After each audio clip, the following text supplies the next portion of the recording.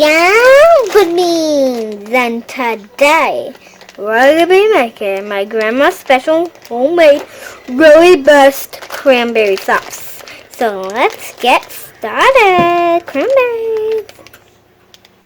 Okay, I'm here with my grandma today, and she's going to help me learn how to zest the orange.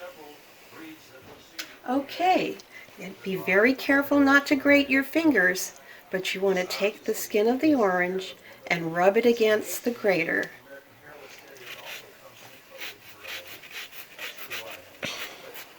See that in there? And then when it gets to the white, you stop. Now, we zested the orange so that we could taste what the pith is like. If it's too bitter, peel that pith off.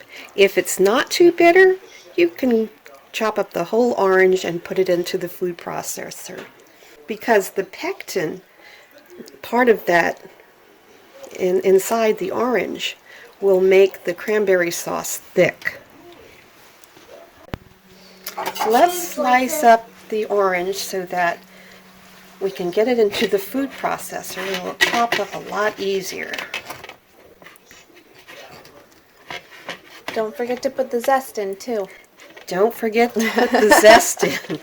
I do that too. This is a navel orange. Okay, now you want to chop up one Fuji apple. It's hard to say. Fuji. Grandma already did it. She's away from ButterBeanz. Okay, now we're going to put it in. I guessed it. My mom said the grandma. Oh my gosh. No, not all at once. That's too much. Oh, the one for. Oh. Okay, now we're going to blend it. We need the cap. There's like this called Lily and Mommy show that Lily, the doll, did about the top. You make sure it's like that, and now just put salt. Now we're going to put the cranberries in.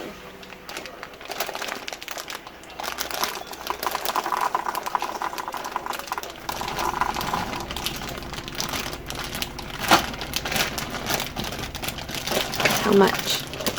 Like a whole bag. It's a whole bag. A whole brand new bag. Oh no! Then we need to blend the cranberries and make sure not to drop them on the floor.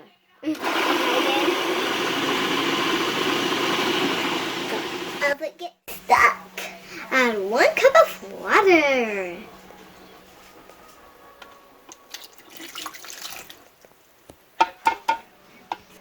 Now we're going to spoon almost the cranberry sauce into the pan. Okay, now we're going to add 2 cups of sugar. That's a lot. That's what makes it so cranberry and yum. And then we're going to cook it over medium heat till it boils and thickens. And that looks so good. That's what I like to do. Looks like jelly, see? Looks like jelly. It should be jelly sauce. Well, the pectin in it is going to make it a little bit like jelly. Be careful when you're cooking. Sometimes when it boils, it can pop at you out of the pot and burn you. You want to make sure you cut it down so it's not boiling too much. When you get the cranberry sauce to that jammy consistency, give it a taste. Let it cool off. Put a piece on a spoon and blow on it, or onto a plate, and you can taste that.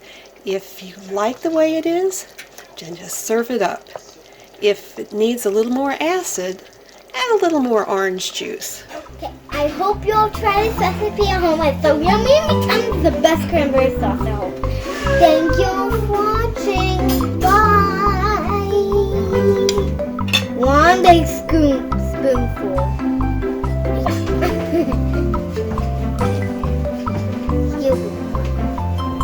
got a fancy spoon.